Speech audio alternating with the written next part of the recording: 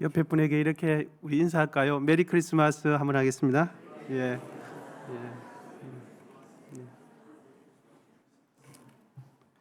어떻게 그동안 평안히 잘 계셨습니까? 예. 성탄의 기쁨이 언성교회에 속한 모든 교우님들에게 충만하시기를 기원드립니다. 우리는 그동안 여러 가지 상황과 형편으로 인해서 마음 편안하게 성탄절을 보내지 못했던 것 같습니다. 하지만 이제는 예전처럼 다 함께 모여서 마음껏 예배할 수 있게 되었으니, 그러므로 우리에게 허락된 성탄의 기쁨을 풍성하게 누리시고 또 기뻐하시는 귀한 날 되시기를 진심으로 기원드립니다. 우리 교우님들께서는 성탄절이 되면 가장 먼저 떠오르시는 것이 무엇입니까? 성탄 추리 떠오르실 거고요. 또 성탄 카드도 지금은 많이 하진 않지만 떠오르실 거고, 또 빨간 자선 냄비를 옆에 두고 종을 치던 구세군의 종소리도 아마 기억나실 것입니다. 또한 지금은 많이 사라졌지만 교회 학교 학생들의 새벽송 너무 정겹지요? 아마 기억나실 것입니다.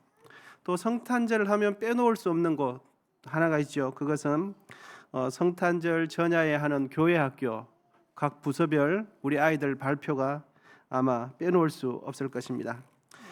우리 학교 교회 학교 자녀들이 적당히 분장을 하고 다시 유대인들의 의상까지 갖추어 입고서 하는 단막극은 언제 봐도 우리의 마음을 참 따뜻하게 해주는 것 같습니다.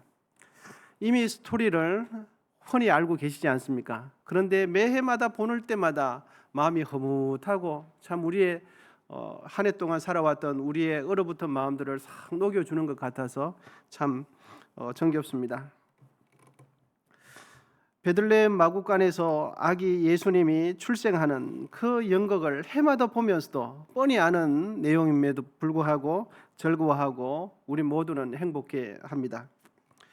출산이 임박한 요셉과 마리아가 여기저기 빈방을 막 찾아다닙니다. 여보세요? 거기 빈방 혹시 있나요? 빈방 없습니까? 막 다급해하면서 막 찾아다니죠. 여러분, 오늘 본문 7절입니다. 본문 7절을 보시면 첫 아들을 낳아 강보에 싸서 구유에 뉘었으니 이는 여관에 있을 곳이 없음이라, 이렇게 성경이 기록을 해주고 있죠. 7절에 있는 이 여관이라는 것은 손님을 맞아 드릴 만한 적당한 공간, 객실 정도로 이해하시면 되겠습니다. 우리나라 상황으로 표현으로 이야기해 보면 뒷방 아니면 사랑방 정도로 생각하셔도 무방합니다. 우리 집에 찾아온 손님을 위해 하루 이틀 정도 묵을 수 있도록 잠시 내어주는 빈 공간, 빈 방이 여관으로 오늘 성경에 표기가 되어 있습니다. 그런데 여러분, 문제가 있습니다. 그 문제는 출산이 임박한 요셉과 마리아 부부에게 작은 빈방, 방 한 칸 내어주는 사람이 단 한 사람도 없었습니다. 사실 작은 빈방, 작은 공간이 없었다라기보다는 그 출산이 임박한 마리아의 딱한 처지를 도와주고 배려해주고자 하는 사람이 없었다는 것입니다. 왜냐하면 마음만 있으면 자신이 사용하는 안방까지도 내어줄 수 있는 것이 사람이기 때문에 그렇습니다. 여러분, 그러니까 오늘 본문에는 빈 방이 없었다라고 말하지만 그 의미적으로 보면 빈 방이 없었던 것이 아니라 뭐가 없었던 것입니까? 마음이 없었던 것입니다. 산모와 신생아의 생명을 위해서라도 비록 초면이라고 할지라도 그 정도의 배려, 그 정도의 인심은 얼마든지 가능한 일이 아니겠습니까? 사람의 생명, 두 사람의 생명이 달렸는데 그 빈방 하나 내드리는 게 그렇게 어렵겠습니까? 그렇지 않습니다. 그런데도 당시 베들레헴에 사는 유대인들은 출산이 임박한 한 여인, 매우 상황이 어려운 그 여인을 위해서 무참하게 빈방이 없다며 문전박대를 한 것입니다. 여러분, 이것은 무엇을 뜻합니까? 그것은 바로 하나님의 백성이라고 불리던 당시 유대인들은 예수님의 출생을 축하하며 환영하지 않았다는 것을 기록해 주고 있습니다. 그러므로 여관이 없었다라는 성경의 기록은 젊은 요셉과 마리아의 난처했던 상황을 묘사하기보다는 당시 유대인들의 영적 실태를 보여주고 있었던 것입니다. 요한복음 1장 4절에서 5절을 보시면 당시 유대인들의 영적 상황을 더욱 선명하게 우리가 확인하실 수 있는데요. 읽어드리겠습니다. 그 안에 생명이 있었으니 이 생명은 사람들의 빛이라. 빛이 어둠에 비추되 어둠이 깨닫지 못했더라. 또한 로마서 1장 28절을 읽어드리겠습니다. 또한 그들이 마음에 하나님 두기를 싫어하며 하나님께서 그들을 그 상실한 마음대로 내버려 두사 합당하지 못한 일을 하게 하셨으니, 예수님께서 보내신 메시아가 이 땅에 오셨는데 하나님의 백성이라고 하는 유대인들은 그들 마음에 하나님 두기를 싫어하며, 이렇게 기록하고 있습니다. 이 세상을 향한 하나님의 구원 계획은 베들레헴 마구간에서 출생하신 오직 예수 그리스도만을 통해서 성취되는 줄 믿으시기를 바랍니다. 예수 그리스도를 통하지 않고는 구원의 은혜를 입을 자가 단 한 명도 없습니다. 그러므로 성탄절을 또다시 우리가 맞이하면서 우리가 기뻐할 수 있는 이유는 아기 예수님의 탄생이 우리의 구원과 영생을 위한 일이라는 것을 알기 때문입니다. 우리가 이 성탄절을 맞이하면서 정말로 기뻐할 수 있는 이유는 아기 예수님의 탄생이 바로 나를 위한 것임을 깊이 깨닫고 인정하는 순간 우리는 기뻐하지 않을 수 없게 되는 것이죠. 예수님께서 이 땅에 탄생한 것이 다른 어떤 누구가 아니라 바로 나 때문이라는 것을 믿는다면, 인정하고 받아들인다면 우리는 다시 한번 큰 감격과 감사와 기쁨을 회복하게 될 줄 믿습니다. 할렐루야. 오늘 본문은 아기 예수님의 출생 시점에 역사적 또 정치적 상황을 기록해 주고 있습니다. 여러분, 오늘 본문 1절과 3절인데요. 가능하시면 1절과 3절 우리 같이 한번 읽어보실까요? 본문 1절 함께 읽겠습니다. 시작. 그때에 가이사 아구스도가 영을 내려 천하로 다 호적하라 하였으니. 3절 시작. 모든 사람이 호적하러 각각 고향으로 돌아가매. 1절에 기록되어 있는 가이사 아구스토라는 이 사람의 본명은 가이육스 옥타비우스입니다. 그는 주전 27년경 군사적 정치적 권력을 단독으로 장악하면서부터 로마의 원로원으로부터 아구스투스라는 칭호를 받게 되었습니다. 이렇게 원로원으로부터 칭호를 받게 되면, 로마의 황제가 되면 필요에 따라서 일부 지역의 인구 조사를 하는 것이 보통이었습니다. 그래서 그러면 인구 조사를 해서 무엇 하는가 했더니 인구 조사할 때 두 가지 목적이 있었거든요. 첫 번째로는 세금을 부과하기 위한 목적이고, 두 번째로는 강제 병력에 동원할 자를 파악하기 위해서 인구 조사를 실시합니다. 유대인들은 강제 병력 동원에서는 제외되었기 때문에 이번 유대 지역에 실시된 인구 조사 목적은 세금을 거두기 위한 목적이었습니다. 인두세를 받기 위해서 인구 조사를 이 로마의 황제가 명을 내린 것입니다. 약혼한 요셉과 마리아도 로마의 황제의 영을 따라서 자신의 본적지인 베들레헴에 가서 호적하기 위해서 가고 있었던 것입니다. 여러분, 이제 본문 5절 제가 읽어드리겠습니다. 그 약혼한 마리아와 함께 호적하러 올라가니 마리아가 이미 잉태하였더라 라고 성경은 기록해주고 있습니다. 여러분, 이 대목에서 우리가 간과하지 말고 꼭 생각해야 할 부분이 하나가 있습니다. 만약 로마의 황제가 호적하라는 명령을 내리지 않았다면 출산이 임박한 요셉과 마리아가 갈릴리 지역에서 유대 베들레헴으로 이동했을까 하는 것입니다. 여러분, 출산이 임박하면 집에 계십니까? 아니면 많이 이동을 하십니까? 예, 뭐 여행을 많이 다니십니까? 아니면 병원 가까이 있으면서 출산할 준비를 하십니까? 네. 결코 이동을 하지 않습니다. 산모의 생명과 또 출생할 아기를 위해서 이동하지 않습니다. 황제의 명이 아니었다면 출산이 임박한 마리아는 갈릴리에서 남쪽으로 유대 베들레헴 땅으로 가지 않았을 것입니다. 만약에 그렇다면 이 황제가 명을 내리지 않았다면 예수님은 어디서 출생하게 될 것 같습니까? 갈릴리입니까? 아니면 유대 베들레헴 땅이겠습니까? 어디서 출생하실까요? 예, 로마의 황제 가이사가 각 동네에 호적하러 가서 출생한 지역에 가서 호적하라고 명령을 내리지 않았다면 출산이 임박한 요셉과 마리아는 집 가까운 곳에 출산하기 위해서 갈릴리에 있었을 것입니다. 만약에 유대 땅 베들레헴으로 가지 않고 마리아가 갈릴리에서 출생하면 어떻게 되겠습니까, 여러분?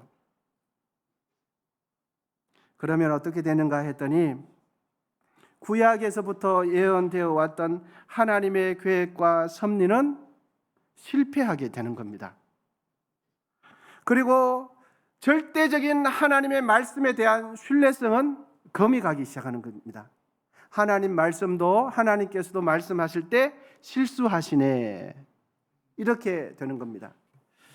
여러분, 그런데 참 놀라운 사실은요, 로마의 황제가 명을 내림으로써 요셉과 마리아가 호적하기 위해서 베들레헴으로 가기는 했지만 이 또한 누구의 계획과 섭리 아래 있었던 것입니까?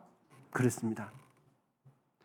로마의 황제가 힘이 있어서 어쩔 수 없이 로마의 황제의 명을 따라서 세금을 내기 위해서 갈릴리로 호적하는 것 같지만 구약 때부터 유대 땅 베들레헴에 이 모든 인류를 위해서 구원하게 오실 예수 그리스도 구원자 출생이 구약 때부터 예언되어 있었고 그 예언을 이루기 위해서 하나님께서 이러한 섭리 가운데 있다는 것을 여러분 믿음의 눈을 들어서 보실 수 있기를 축원합니다. 그렇다면 이 세상의 참 통치자는 어느 누가 되는 것입니까? 여러분, 로마의 황제가 지배하고 통치하는 것처럼 보이지만 진정한 통치자는 로마의 황제가 아니라 우리 하나님께서 통치하시고 우리 하나님께서 만물을 주관하신다는 것을 믿으시기를 축복합니다. 출산이 임박한 마리아는 로마의 황제에 의해서 황제의 영을 따라서 베들레헴으로 가게 되는 것처럼 보이지만 그 이면에 수백 년 전부터 누구의 계획과 뜻이 계신 것입니까? 우리 하나님의 뜻과 계획이 계신 것입니다. 로마의 황제 역시 그러면 누구의 계획과 섭리 안에서 그와 같은 명령을 내린 것이 됩니까? 맞습니다. 하나님의 거대한 역사 가운데 이 로마의 황제도 순간적으로 하나님 앞에 쓰임받았다는 것뿐입니다. 여러분, 이 세상은 하나님께서 다스리고 계심을 굳게 믿으시기를 축복합니다. 이 세상의 주관자, 만물의 통치자는 로마의 황제가 아니라 우리 하나님이신 줄 믿으시기를 바랍니다. 그리고 그 하나님께서 지금도 우리의 인생을 인도하고 계신 것을 붙드시기를 바랍니다. 그러므로 하나님을 더 사랑하시고 하나님을 신뢰하시기를 바랍니다. 로마의 황제가 하나님이 아니라 우리 모두가 섬기는 그 하나님이 참 통치자요 참 하나님이신 것을 믿습니다. 우리의 구원은 로마의 황제, 세상의 권력자, 유력한 정치인을 통해서 오지 않고 오직 나사렛 예수 그리스도 그분을 통해서 우리의 구원이 임하는 줄 믿습니다. 여러분, 이 세상은 로마의 황제 같은 유력한 사람에 의해서 언뜻 보면 결정되고 다 확정되는 것처럼 보이지만 그렇지 않습니다. 하나님의 계획과 뜻에 따라 결정된다는 것을 늘 기억하시기를 바랍니다. 우리의 인생도 그렇다면 누구의 손에 달려 있겠습니까? 맞습니다. 사람의 손에 달려 있는 것이 아니라 우리의 생명을 주관하시는 그 하나님께서 우리의 인생길을 인도하시는 것을 꼭 붙드시기를 바랍니다. 이사야서 40장 6절에서 8절 말씀인데 읽어드리겠습니다. 말하는 자의 소리여 이르되 외치라 대답하되 내가 무엇이라 외치리까 하니 이르되 모든 육체는 풀이요 그의 모든 아름다움은 들의 꽃과 같으니 풀은 마르고 꽃이 시듬은 여호와의 기운이 그 위에 붐이라. 이 백성은 실로 풀이로다. 풀은 마르고 꽃은 시다나 우리 하나님의 말씀은 영원히 서리라. 아멘. 우리 하나님의 말씀은 변함이 없으십니다. 우리 하나님의 말씀은 실수가 없으십니다. 에베소서 4장 6절입니다. 하나님도 한 분이시니 곧 만유의 아버지시라. 만유 위에 계시고 만유를 통일하시고 만유 가운데 계시도다. 아멘. 여러분, 로마의 황제도 힘이 있지만 그 위에 누가 계시겠습니까? 맞습니다. 전능하신 우리 하나님께서 로마 황제와는 비교가 되지 않을 만큼 그 위에 계신다는 것을 꼭 기억하시기를 축복합니다. 또한 오늘 본문을 통해서 우리가 살펴보아야 할 두 번째 메시지는 이겁니다. 아기 예수님의 출생 소식이 누구에게 가장 먼저 전달되었는가 하는 것입니다. 구원의 소식이 천사를 통해서 어느 누구에게 가장 빨리 전달되었는가, 복음의 소식이 어느 누구에게 가장 빨리 전달되었는가 하는 것입니다. 여러분, 오늘 본문 8절, 9절, 10절인데요. 우리 같이 한번 읽어 보시겠습니다. 8절부터 시작.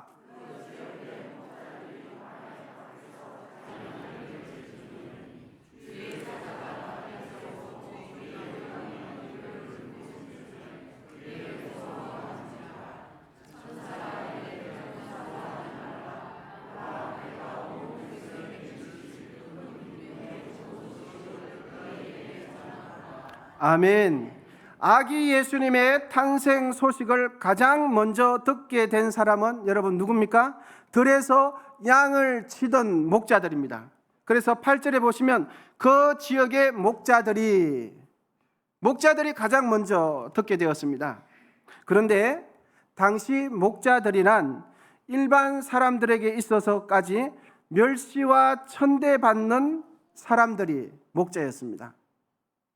그래서 목자하면 우리는 목가적인 분위기를 떠올리지만 당시 사람들은 전혀 그렇지 않았습니다. 왜냐하면 직업의 특성상 율법이 규정하는 여러 가지 사항들을 하나도 준수할 수 없는 사람이 누굽니까? 목자들입니다. 왜냐하면 24시간 양떼들을 돌봐야 했기 때문에 안식일의 규정이니 유대인의 정결 의식이니 하는 것들은 목자들에게 있어서는 불가능할 뿐만 아니라 사치에 불과했던 것입니다.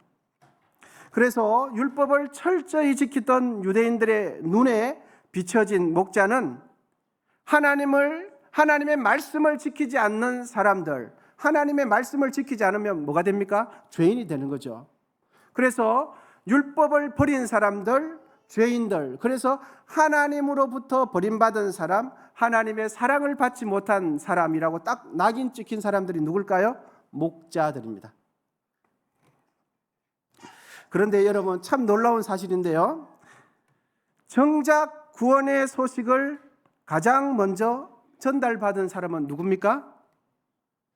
대제사장들, 바리새인들이 되어야 하는데 전혀 그렇지 않습니다. 성경은 천사를 통해서 가장 먼저 구원의 소식이 전달된 사람들은 사람들이 보통 죄인이라고 취급하는 그 목자에게 구원의 소식이 가장 먼저 전달되었습니다. 여러분, 정말 놀라운 사실이 아닐 수 없습니다. 여러분, 아기 예수님께서 출생하실 때 왜 화려한 예루살렘 왕궁, 좋은 장소, 좋은 집, 깨끗한 집에서 태어나지 않고 누추하고 더럽고 냄새나는 마구간에서 탄생하셨을까요? 그것은 바로 화려한 곳에 있는 사람들, 높은 자리에 앉아 있는 사람들은 아기 예수님을 탄생을 위해서 빈 방을 내어주지 않았기 때문입니다. 높은 곳에 있는 사람들, 화려한 사람들은 아기 예수님이 구원자가 오심에도 불구하고 그분을 위해서 자기 것을 내드릴 마음이 전혀 없었기 때문입니다. 아기 예수님께서 태어나실 빈 방, 빈 공간, 그것은 곧 아기 예수님께 경배하며 그분을 기쁨으로 예배할 마음이 없었던 것입니다. 그러나 들판의 양떼를 지키던 목자들은 아기 예수님의 탄생을 환영하며 기뻐할 마음의 준비가 되어 있었기 때문에 사람들이 죄인 취급하는 그 목자들에게 구원의 소식이 가장 먼저 전달된 것입니다. 여러분, 이제 본문 11절을 같이 한번 읽어보시겠습니다. 본문 11절입니다. 시작.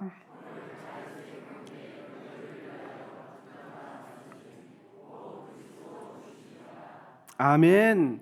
이 본문 11절에 보시면 구주가 나셨으니 라는 표현이 있는데, 이 구주라는 표현은 구약 성경에서 사용되었던 호칭인데, 이 구약 성경에서 사용될 때 구주라는 것은 성부 하나님께만 사용되었던 호칭이 구주입니다. 그런데 가만히 보시면 오늘 본문에서 누구에게 이 하나님께 사용될 호칭을 사용하고 있습니까? 맞습니다. 빈방 한 칸 없는 냄새나는 마구간, 사람들이 천대하는 그 마구간에 나신 아기 예수님께 구주라는 표현을 사용하고 있습니다. 여러분, 이것은 무엇을 의미합니까? 구유에 태어나신 그 아기가 누구라는 것을 암시합니까? 그렇습니다. 그 냄새나는 마구간에 태어나신 아기가 하나님이심을 보여주는 겁니다. 그렇습니다. 이 땅에 오신 아기 예수님은 참 하나님이 되실 뿐만 아니라 참 사람이 되시고 우리 모두의 유일한 구원자인 줄 믿습니다. 그래서 사도행전 4장 12절은 이렇게 기록하고 있지 않습니까? 다른 이로서는 구원을 받을 수 없나니 천하 사람 중에 구원을 받을 만한 다른 이름을 우리에게 주신 일이 없음이니라 하였더라. 할렐루야. 맞습니다. 예수님 말고는 그 어떤 누구도 우리에게 구원을 줄 수가 없습니다. 그러므로 우리 모두는 오늘 본문의 말씀을 상고하면서 당시 유대 베들레헴의 지역에 있었던 무정한 사람들처럼 사람이 출산이 임박함에도 불구하고 산모와 신생아를 위해서라도 빈방 한 켠 얼마든지 내어줄 수 있음에도 불구하고 그런 당시 유대 사람들은 그렇게 인색했던 것입니다. 우리의 구원자 되시는 예수님을 우리 모두는 더욱더 적극적으로 환영하며 모셔드리며 예수님을 경배하기를 기뻐하는 우리 언성에 속한 모든 권속들이 되시기를 축복합니다. 성탄절을 맞아 함께 예배하는 우리 모두에게 오늘 본문은 우리가 왜 이 성탄절에 기뻐해야 하는 그 이유를 명확하게 알려주고 있습니다. 그것은 바로 이 땅에 오신 아기 예수님은 우리의 죄를 대속하기 위해서 십자가에서 죽으실 뿐만 아니라 우리를 위하여 3일 만에 부활하셔서 우리의 구주가 되시기 때문입니다.